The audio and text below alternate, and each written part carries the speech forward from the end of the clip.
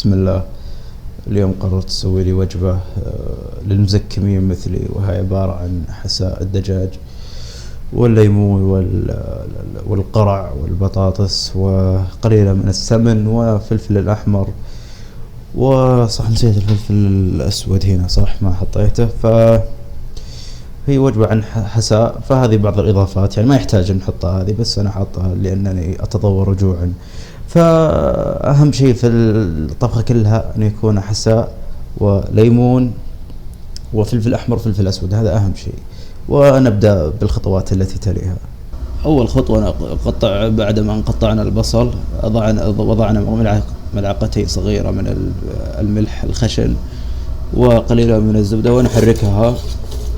وهذه الدجاجة كاملة ما قطعتها كاملة، بخليها مع شوي قرع مع شوي بطاطس. والفلفل الأحمر يفضل الفلفل الأحمر تقسمه قسمين، لا مي بهذه، هكذا حتى تدخل النكهة.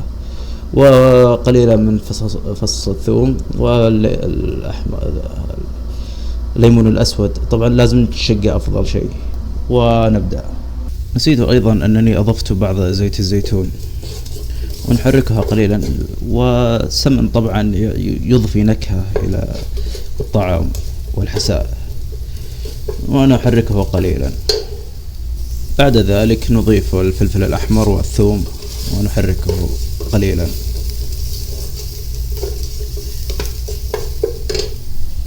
بعد ذلك نضيف البهارات المشكلة،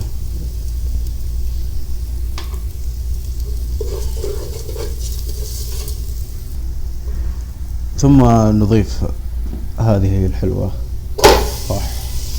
وكبيرة مرة ونحركها شوي. بعد ذلك نضيف الصلصة والماء الساخن. بعد أن نضفنا الماء الساخن نضيف الخضروات هذه، ونحاول أن ندسس بينها الخضروات لأن القدر صراحة ضيق. طبعا هذه الوصفة هذه بإذن الله تشفي من الزكام بعد الله يعني، وكلما أضفت فلفلا أسودا كلما كانت النتيجة أفضل. طبعا أنا أحب الفلفل الأسود زيادة، فأضف حسب الرغبة. أنا أحب يعني لأن ما بعد أضفت بعضه هنا، فنضيفه كمية هائلة جدا.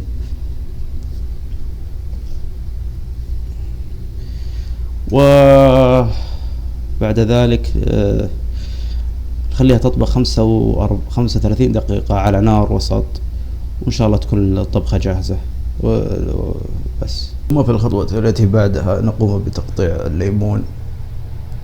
صراحة الزكوة متعبة مرة إيه، فبما أن ليس لدي عصارة ولا شيء سأعصرها بطريقة بدائية جدا هنا حتى نطبقها حتى يمتلئ الكوب. وها هو انتهى، لقد عطست بما فيه الكفاية، إنه مليء بشوائب، ونشربه الآن قبل الغداء يعني. بسم الله.